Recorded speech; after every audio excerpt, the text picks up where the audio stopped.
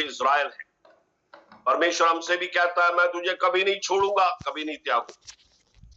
तो जब परमेश्वर ने यह आयत मेरे को, जब भी मैं रात को सोता हूं यह आयत आ जाता है, कम से कम 4-5 दिन तक ये चलता रहा। तो जब ये कंटिन्यूअसली आता रहा तो मैं उठ के एक दिन बैठ गया, दोपहर के समय मैं उठ के बैठ गया। मैंने कहा प्रभु यह आयत अगर तेरी ओर से एक वायदा है तो मैं इसको कसकर पकड़ लेता और अपने दिल में बिठा लेता कि तू मुझे कभी नहीं छोड़ेगा, कभी नहीं त्यागेगा। और मैं आपको एक सच्चाई बताऊं मेरे प्रियो, बचपन से लेकर आज तक मैं बहुत सी विपत्तियों से होकर गया, लेकिन मेरे इस प्यारे परमेश्वर ने, यीशु मसीह ने मुझे कभी नहीं छोड़ा, कभी नहीं त्यागा। मैं इतने एक्सीडेंट से होकर गया हूं कि मैं आपको बता नहीं सकता, भयानक एक्सीडेंट्स। मेरे एक्सीडेंट्स के तस्वीर मैं आपको दिखाऊंगा तो आप यकीन नहीं करेंगे कि मैं आज जीवित बैठा हूं। और उसी से मुझे एहसास हो गया, जब यह आयत परमेश्वर मुझे दे रहा था, मुझे मालूम था कि उसका वायदा है, वो कह रहा है मैं तुझे कभी नहीं छोड़ूंगा, कभी नहीं त्यागूंगा। कई बार हम लोग शैतान के ऊपर इतना विश्वास कर लेते, शैतान दहाड़ने वाले सिंह के समान हमारे सामने आके कुछ बोलता है, हम उस पर विश्वास कर लेते हैं। लेकिन यीशु मसीह जिसने प्यार से हमें इन वचनों को दिया है, हम उस पर कई बार उसके वचनों पर विश्वास नहीं। मैंने एक चीज देखा, उसके पीछे एक कारण है। अगर आप परमेश्वर के साथ गहराई से नहीं चलते, परमेश्वर को गहराई से नहीं लेते, परमेश्वर को पूरे दिल से प्यार नहीं करते, आप औरों से प्यार नहीं करते, आप कड़वाहट को अपने दिल से हटाते नहीं है, आप लोगों को माफ नहीं करते, तो परमेश्वर का वचन हमारे अंदर पनपता नहीं, वो अबॉर्ट हो जाता है, वो वचन खत्म हो जाता है। जैसे एक स्त्री के कोख में बच्चा अबॉर्ट हो जाता है या वो डिसमिस हो जाता है, वैसे ही ये वचन भी हमारे अंदर डिसमिस हो जाता है। जब प्रभु मुझे ये आयत दिया तो मैं खोजने लगा, मैं बाइबल में गया, इब्रानियों की किताब में उसके 13वें अध्याय में और उसके 5वीं आयत में लिखा है, let your conversation be without covetousness and be content with such things as ye have, for he hath said, I will never leave thee nor forsake thee. अगर कोई हिंदी में पढ़ सकता है, क्योंकि नहीं तो मैं ही पढ़ूंगा, एक मिनट होल्ड करिए, मैं अपने मोबाइल के बाइबल को खोलकर इसको पढ़ना चाहूंगा।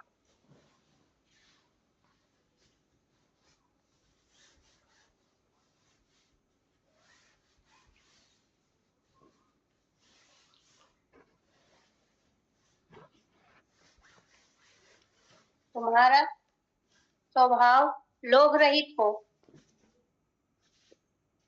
यस सिस्टर, तुम्हारा स्वभाव लोभ रहित हो, और जो तुम्हारे पास है उसी पर संतोष करो, क्योंकि उसने आप ही कहा है, मैं तुझे कभी न छोड़ूंगा और न कभी तुझे त्यागूंगा। हालेलुया, आमीन। इस आयत में जब आप ऊपर पढ़ेंगे तो वो कुछ बातों को वहां पर एनकरेज करता है कि भाईचारे की प्रीति बनी रहे, पहुनाई करना ना भूलना, क्योंकि इसके द्वारा कितनों ने अनजाने स्वर्गदूतों को पहुनाई की है। कैदियों की ऐसी सुधीले कि मानो उनके साथ तुम भी कैद में हो, और जिनके साथ बुरा बर्ताव किया जाता है उनकी भी यह समझकर सुधि लिया करो कि हमारी भी देह है। विवाह सब में आदर की बात समझी जाए और बिछोना निष्कलंक रहे, क्योंकि परमेश्वर व्यभिचारियों और परस्त्री गमियों का न्याय करेगा। उसके बाद ये कहता है तुम्हारा स्वभाव लोभ रहित, और जो तुम्हारे पास है उसी में संतोष किया करो, क्योंकि उसने आप ही कहा है, मैं तुझे कभी नहीं छोड़ूंगा, कभी नहीं त्यागूंगा। यहां पर पौलुस इब्रानियों को जब लिखता है तो उनको कुछ बातों के लिए उनको दृढ़ कर रहा है। तो जब मैं ये आयत पढ़ा, मैं थोड़ा चिंतित था उस समय, मेरा इलाज कैसे हो, क्योंकि आप लोग जानते हैं हम लोग पादरी लोग हैं, हम लोग, मैं खास करके ऐसा एक पादरी हूं जो बहुत ज्यादा जब जरूरत पड़ती है तो मैं अपने प्रियजनों को कई बार बताता हूं अन्यथा मैं पैसे के पीछे, पैसा जमाना है, पैसा इकट्ठा करना है, ऐसा मेरे मन में लक्ष्य नहीं रहा कभी। तो कभी कभी जब मजबूरियां आ जाती हैं तो एकदम से हाथ में पैसा नहीं रहता। मैं सोचा इस इलाज में पैसा तो मेरे ख्याल से काफी खर्च होना चाहिए, लेकिन जितना अभी खर्च हुआ इतना मैंने कभी नहीं सोचा। मेरे अभी इस इलाज में करीब 18 लाख खर्च हो गए मेरे प्रिय, लेकिन मेरा एक एक पैसा मेरे प्रियजनों ने पूरे भारत और दुनिया में जो मेरे परिचित हैं, उन्होंने अपने दिल को खोलकर उन्होंने मुझे मदद किया। मुझे एक पैसा भी अपने जेब से, कुछ पैसा इधर उधर हम लोगों ने जरूर अपना स्पेंड किया, लेकिन ये पूरा इलाज का पैसा परमेश्वर ने प्रबंध किया। तो जब मैं इब्रानियों की किताब में आया, वहां लिखा है तुम्हारा स्वभाव लोभ रहित हो। लोभ मत करो किसी चीज का, किसी चीज के लिए सोचो मत कि मेरे को ये मिल जाए वो मिल जाए। केवल क्या करना, परमेश्वर को प्रसन्न करना है। कई बार हम लोग जब बातचीत करते हैं, हम लोगों को एहसास दिलाते हैं कि मुझे जरूरत है। बाइबल कहती है मत करो, मैं तुम्हारा परमेश्वर हूं, मैं तुम्हारी आवश्यकताओं को जानता हूं। हाँ, हमारा कोई करीबी है और वो हमसे करीबी से पूछ रहा है तो कई बार हम खुल के कह सकते हैं, उसमें कोई बुराई नहीं है।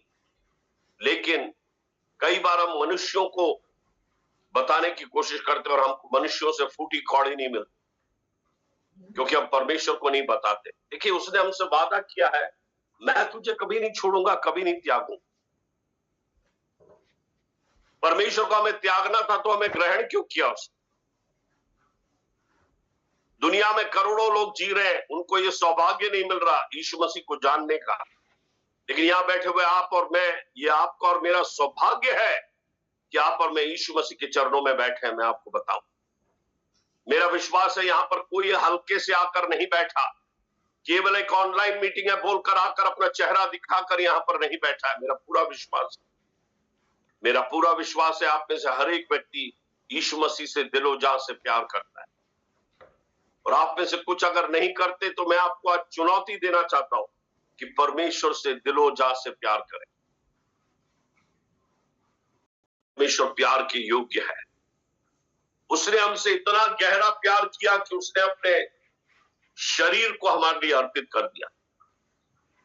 आप में से कितने लोग जानते हैं, मुझे नहीं मालूम, यीशु मसीह का जो क्रूस मृत्यु था एक भयानक मृत्यु थी। कैथोलिक चर्च ने उसको इतना जोकरी बना दिया कि यीशु मसीह को सूली पर खूबसूरत यीशु मसीह को लटकाए हुए दिखाया। यीशु मसीह को देख के ऐसा लगता है जैसे कोई हॉलीवुड स्टार हो। खून यहां पर दिखाते हैं, उसके माथे से 2 खून टपक रहा है दिखाते हैं, लेकिन मेरे प्रियो, यीशु मसीह का रूप वैसा नहीं था। उसकी खुद की मां उसको नहीं पहचान पाई, उसका पूरा शरीर उधेड़ दिया गया था। बाइबल बताती है केवल हड्डी उसके शरीर में शेष था। आप में से कितने लोगों ने पैशन ऑफ क्राइस्ट मूवी देखा है? मैं नहीं जानता, अगर नहीं देखा है तो जरूर देखिए। उसमें रियली दिखाया गया है यीशु मसीह कैसी मृत्यु सहा। वो विरूप हो गया, उसके करीबी उसको पहचान नहीं पाए।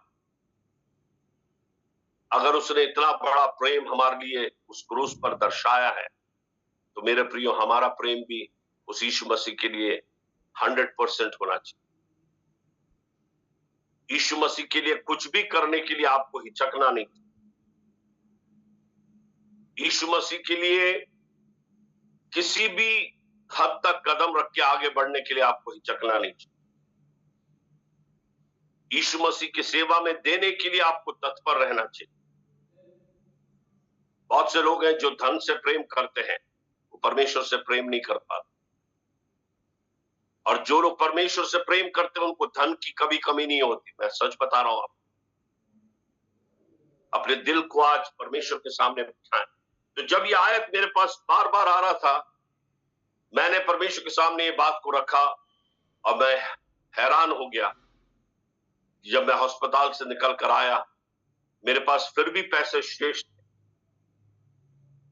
अभी मेरे को फिर जाना है और वो लोगों ने एक सर्जरी के लिए बोला है, मेरा एक बोन ट्रांसप्लांट सर्जरी के लिए उन्होंने बोला है। मैं प्रभु से कह रहा हूं, प्रभु अगर इसकी जरूरत है तो ये होने पाए। जब हम जाते हैं, वो लोग जांच पड़ताल करते हैं तो वो लोग सही नतीजे पर पहुंचे। और मैं आपको बता रहा हूं, मेरी पत्नी मेरे लिए एक बहुत बड़ी आशीष का कारण रही। मैं आपको अपनी पत्नी से मिलाऊंगा।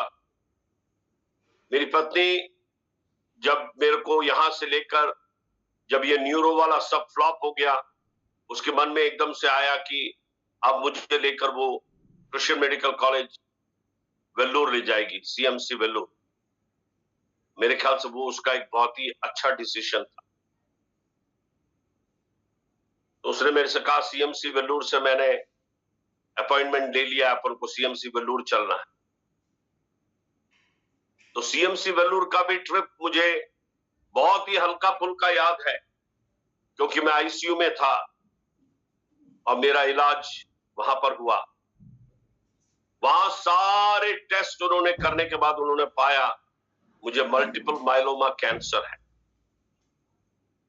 और वो कैंसर के जो कीटाणु है वो मेरा पीठ पे बैठ के खा रहे हैं, इसलिए मुझे पीठ में तकलीफ हो रही है। मेरे स्पाइन का बेस सब अच्छा है, लेकिन मेरे स्पाइन के ऊपर जो है ये प्रॉब्लम हो रही है। फिर मेरा इलाज शुरू हो गया। जब डॉक्टर्स आकर देखे, उन्होंने मेरी पत्नी से कहा आपके हस्बैंड के 30 to 40% चांसेस हैं बचने का, बहुत ही सीरियस है इनका कंडीशन। मेरी पत्नी वो सुन के टूट गई। मेरी पत्नी ने कहा कि ऐसा कैसे हो सकता है? तो उसने कहा डॉक्टर्स आप लोग को जो लगता है, जैसा लगता है आप लोग करिए। उन्होंने कहा आपको लिख के देना होगा कि हम इस सर्जरी को कर सकते हैं। फिर उन्होंने एक और चीज कहा, पहले यहां से जब ले गए थे तो मेरा न्यूरो का कहा गया था, मेरे माथे पर कुछ तो एक टाइप का, ये मेरे स्कल के अंदर कुछ एक वो है, एक इन्फेक्शन टाइप का कुछ तो एक इमेज जैसा उन्होंने देखा। तो उन्होंने कहा उसको इलाज करके हटाना पड़ेगा। तो मेरे को बचपन से ईयर में प्रॉब्लम था, तो मेरे यहाँ पर थोड़ा फंगल इन्फेक्शन हुआ था। तो उन्होंने कहा इसलिए लेफ्ट से नहीं खोलेंगे, राइट से इनका ऑपरेट करेंगे। और उन्होंने कहा राइट से करने से रिस्क बहुत है, या तो ये इनकी आंखों की रोशनी चली जाएगी, या इनके कानों में सुनाई देने में दिक्कत होगी, या एक तरफ ये पैरालाइज हो जाएंगे। ऐसे 4-5 बातें मेरी पत्नी को बताया। मेरी पत्नी का विश्वास अटूट परमेश्वर पर था।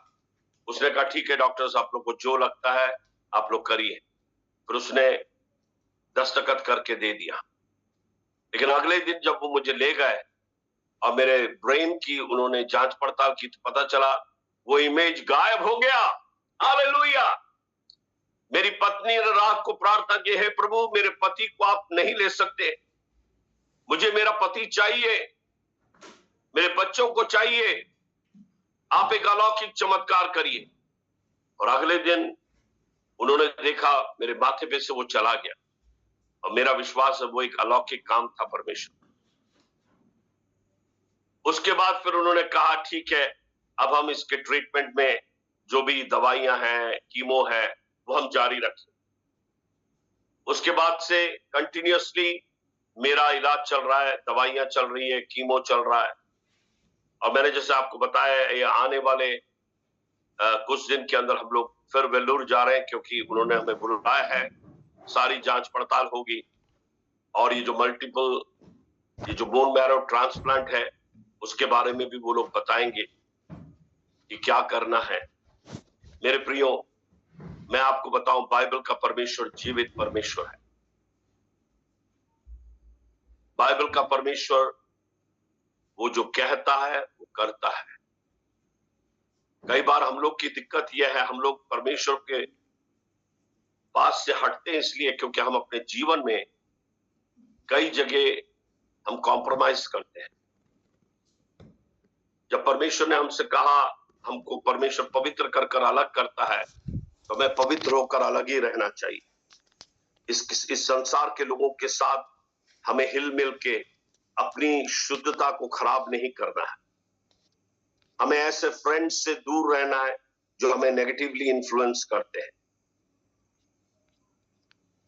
हमें ऐसे लोगों से दूर रहना है जो शारीरिक ढंग से सोचते हैं, आत्मिक ढंग से नहीं सोचते। चर्च के अंदर आज ऐसे लोग भरे पड़े हैं जो शारीरिक रूप से सोचते हैं, आत्मिक रूप से नहीं सोचते।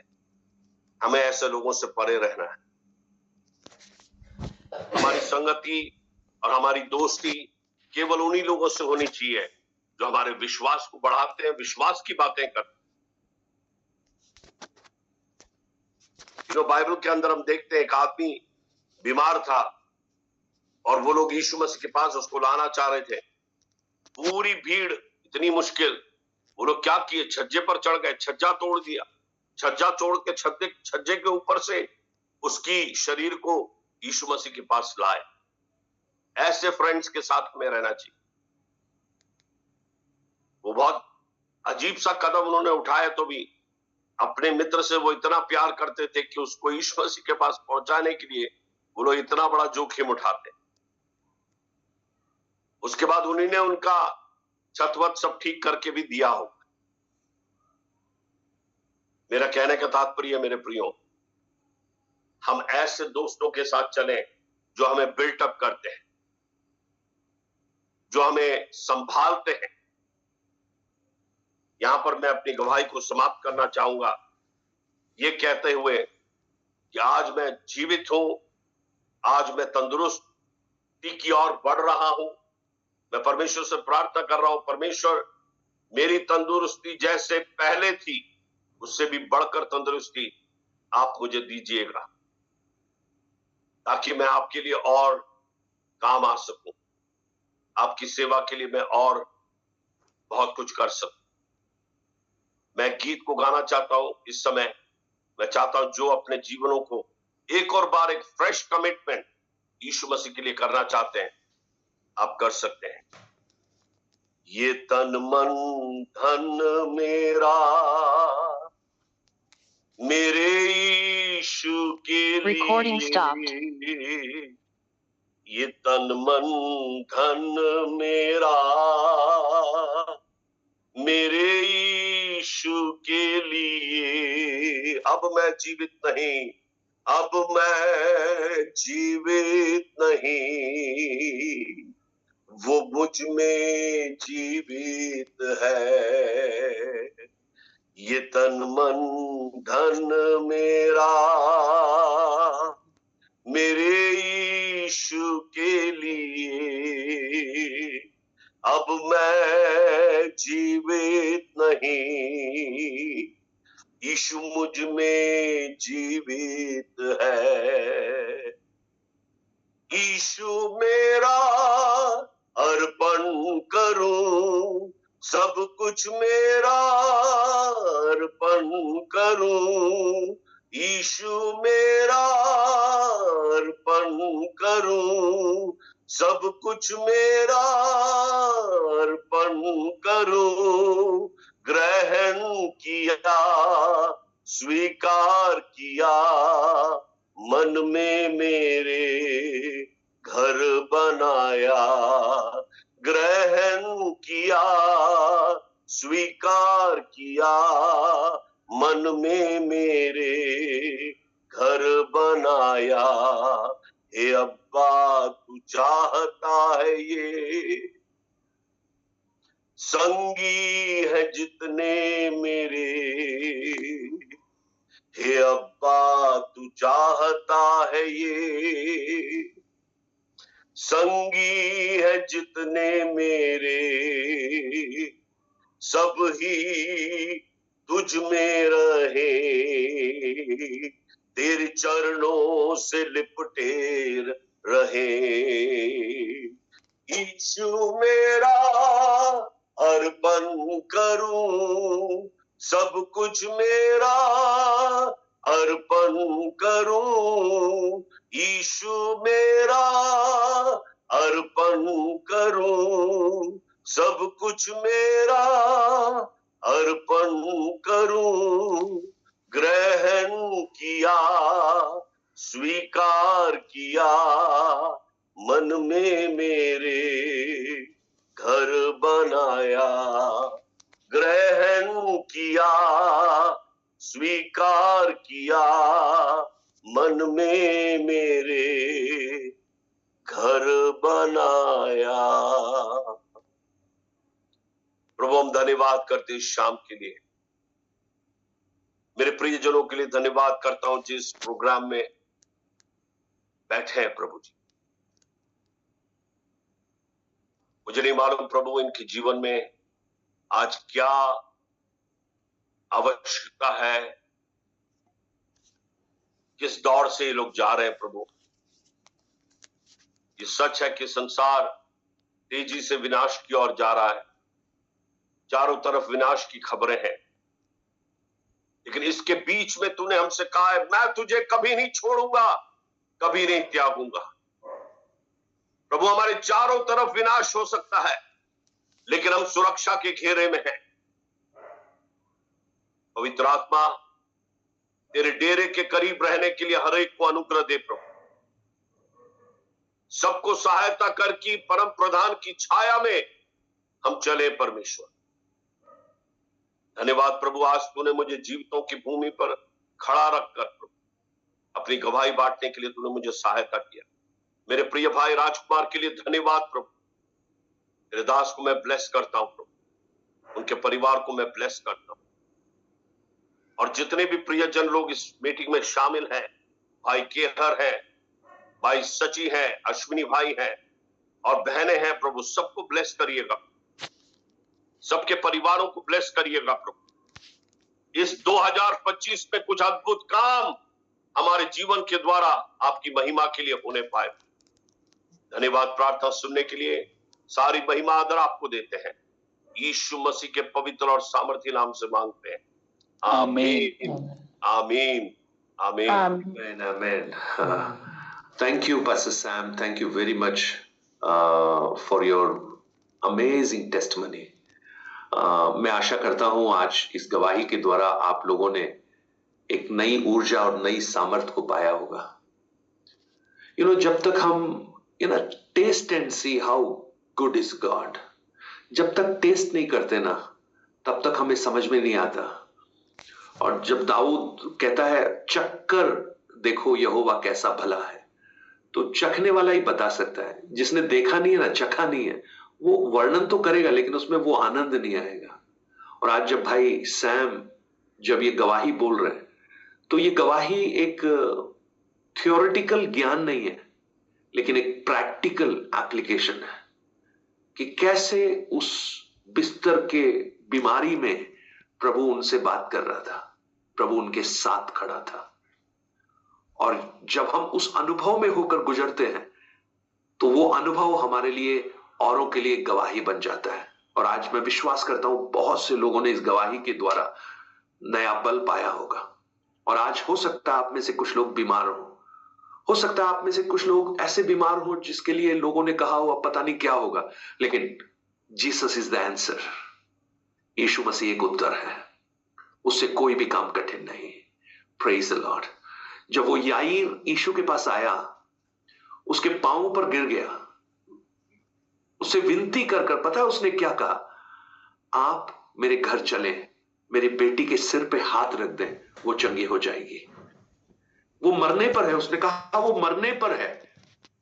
डॉक्टर ने बोला मरने पर है, लेकिन इसका विश्वास बोल रहा है यीशु के हाथ रखने पर वो जो मरने वाला स्टेटमेंट है ना, वो खत्म होकर जिंदा होने का एक नया गवाही बन सकता है।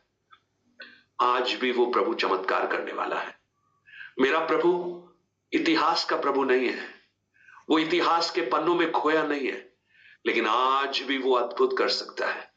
और मैं ये कहता हूं, आपने जो किताब पूरी कर उसको बाइंड कर खत्म कर दिया है ना, मेरा यीशु पता है क्या करता है? उसकी बाइंडिंग खोलकर उसमें कुछ नए पन्ने ऐड कर कुछ उसमें लिखना प्रारंभ करता है। उदाहरण है लाजर का। बंद कर दिया, उसकी पुस्तक बंद हो गई, हिस्ट्री बन गया लाजर, लेकिन यीशु ने कहा अभी तो मैंने लिखना है उसमें, किताब को वापस खोलो। 11 अध्याय में मरा हुआ लाजर जीवित हुआ 12 अध्याय में वही लाजर यीशु के साथ बैठकर खाना खा रहा है। यानी द एंड जहां लिखा था ना, द एंड के बाद में खत्म ही समझो ना, लेकिन नए पन्ने जुड़ गए। आज भी कुछ लोगों के द एंड के आगे प्रभु कुछ नई बातों को करना चाहता है। अगर आप विश्वास करें, आपके लिए वो अद्भुत है। और मैं भरोसा करता हूं प्रभु हमारे लिए बहुत लोगों के लिए चमत्कार कर रहा है, और जो विश्वास करते हैं वो अपने जीवन में, अपने परिवार में, अपने प्रेम करने वालों के जीवन में अद्भुत कार्यों को देखेंगे।